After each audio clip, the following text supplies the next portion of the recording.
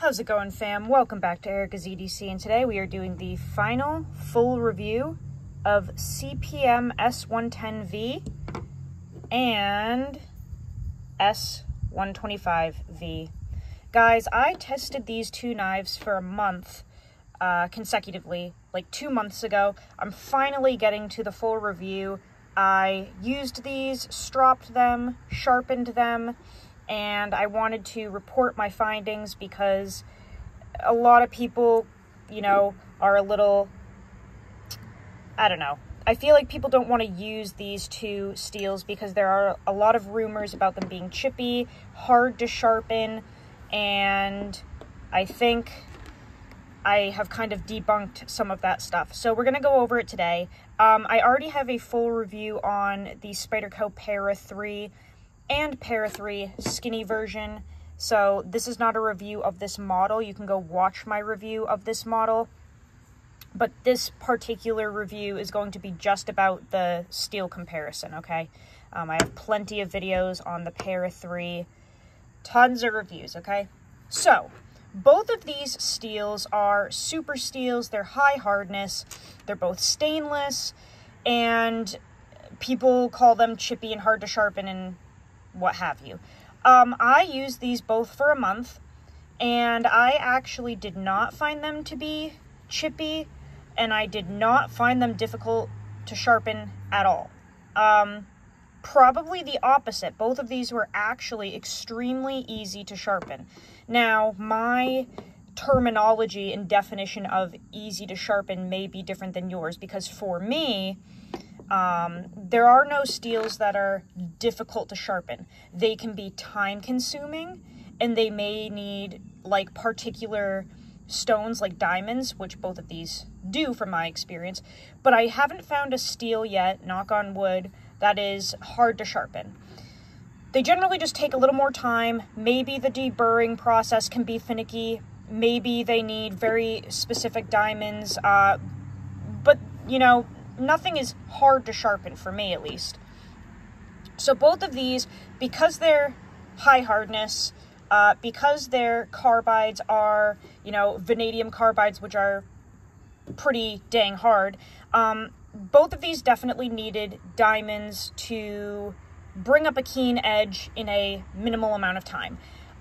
They both kept a very good toothy edge for a significant period of time during use without needing to be sharpened or touched up or anything.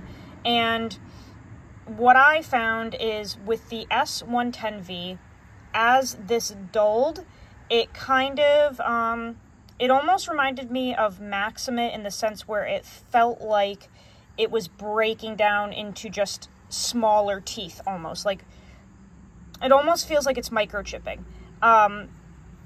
That's what this felt like as it got dull. The S125V, this was really interesting because this kept a more keen, fine bite as it got dull. But, you know, we can't say for sure what was happening because the geometry on these are very different, right? If this were thinner, this may have broken down similar to that, but this is a very thick blade, and this is a very thin blade, right? So, you know, some of this is just my findings, and it's subjective because these are not the same blade stock, BTE, etc., or hardness. But both of them had very, very, very good wear resistance and edge retention, and I did not find any troubles in terms of lack of edge stability. Like, I didn't find that these chipped or took any damage at all during the month. And like I said, both of these were really easy to touch up. I did strop them both with gunny juice, and it took, you know, a matter of seconds with 5 micron gunny juice. But when I took these to the diamonds, it literally took like a matter of minutes. I used a 600 grit DMT for both of these, and it was the easiest one of the easiest sharpening experiences I've ever had, because these are both so hard that the burr came up very quickly. It was easy to deburr on both of these, and the sharpening process was honestly really enjoyable on both. Even the Para 3, which is very thick, this was really, really nice to sharpen. So the first sharpening that I did on both of these was with the 600 grit DMT. They both did phenomenal. I did find, however, that in use, that 600 grit edge went dull faster than the factory on both of these. So when they needed to be sharpened again, I actually did a 325 grit DMT on both of them, and I found that that lasted way longer, especially for the S110V. I don't know of a ton of steels that do well at a very low grit like 325. It tends to be almost a little too toothy, and it can almost like tear with certain steels. CPM S110V is one of those steels that actually does really well with a very low grit edge like 325. This 100% preferred it over the 600. The 600 almost, I won't say it glassed it out, but it just felt like it went dull faster. The 325 was crazy toothy, and it kept it for a very long time. I actually really like how S110V responds to a 325. I don't think I would want to go down to like a 220, but 325 seems to be the sweet spot for this steel. The S125V did really well with the 325 as well, but this was a little more, I don't know, this one kind of did well with everything. And again, I think that is in part because it's such a thin blade, right?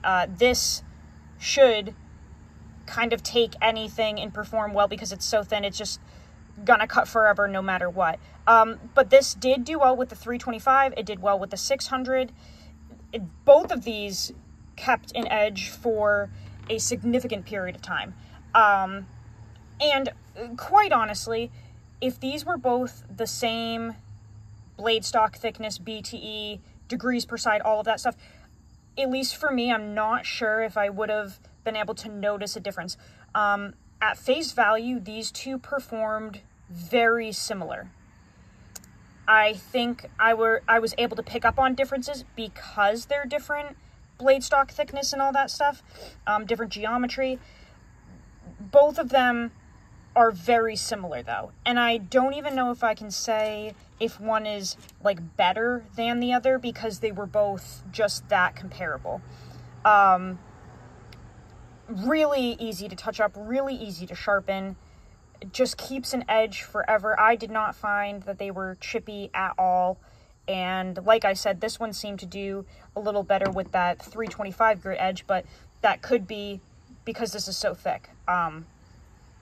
I'm really starting to get used to thinner blades like this Stinger here. I just prefer these because I do not find a reason to run something that thick. There's no benefit to it. I did all the same stuff with this as I did with that, and we never took any edge damage or anything on this, so there's just no reason to run things super thick if you don't have to, in my opinion, especially for EDC knives. But yeah, they both did absolutely incredible. They really did. And I highly suggest these for people that maybe are looking to kind of step up their EDC game. I don't know if I would recommend these to beginners just because you have to have diamonds to get the best edge on these in a minimal period of time. And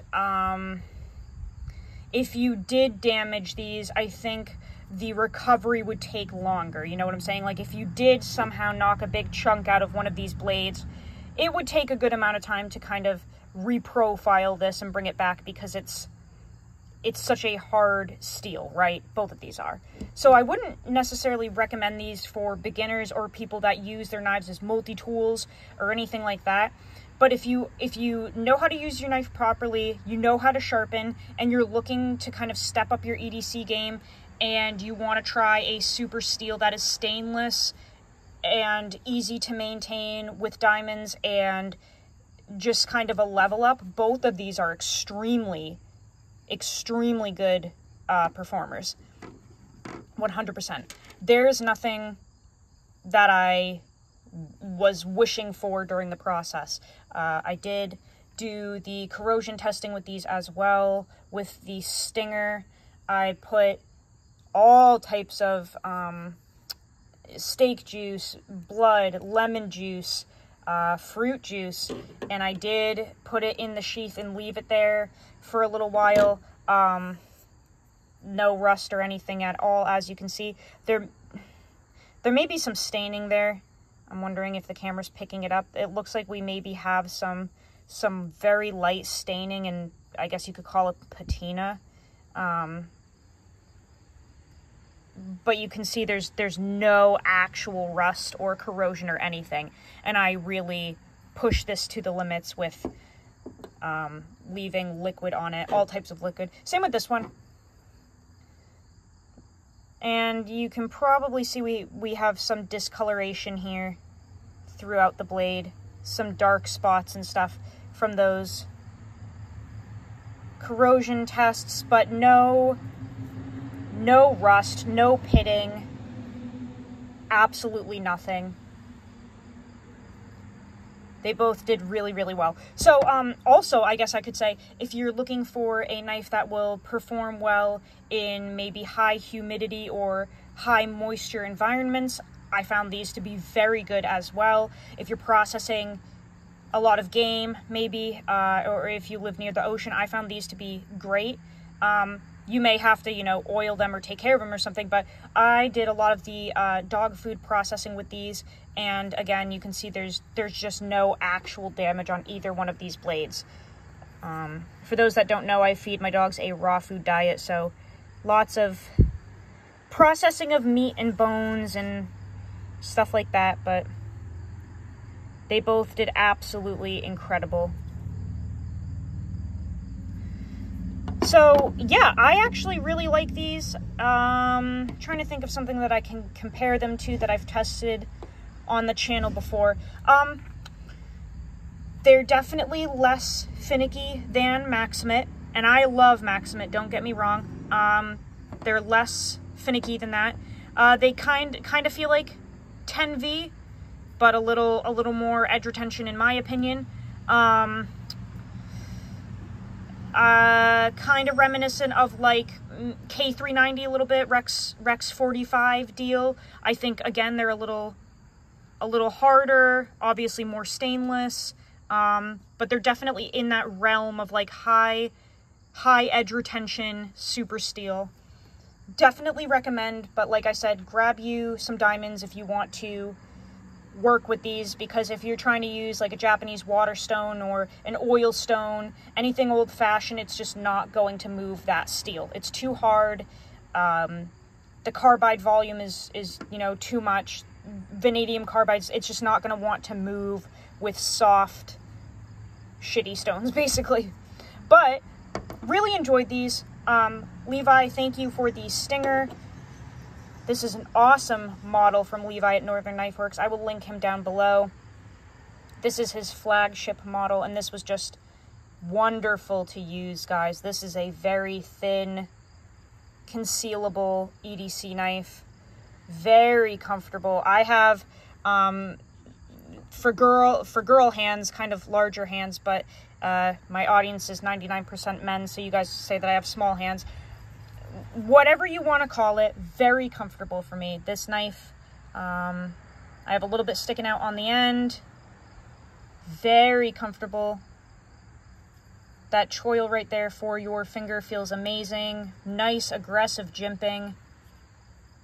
This was a really nice knife to use. This is a knife that I think would be oh my goodness, great for game processing, because you can really kind of maneuver this around in your hand very easily. It's not bulky.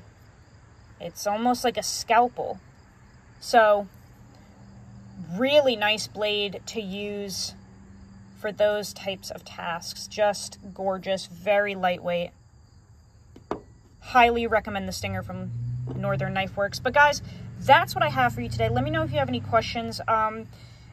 This testing was a lot of fun, and I really do hope that you guys try these out, because I think they have a bad rep, and I don't think they should, because they're actually a lot of fun. So let me know if you have any questions, comments, concerns, mother's numbers. I'll see you guys on the next video. Go use your shit. Learn how to sharpen your knives. I will see you guys so soon. I love you so much. Take care.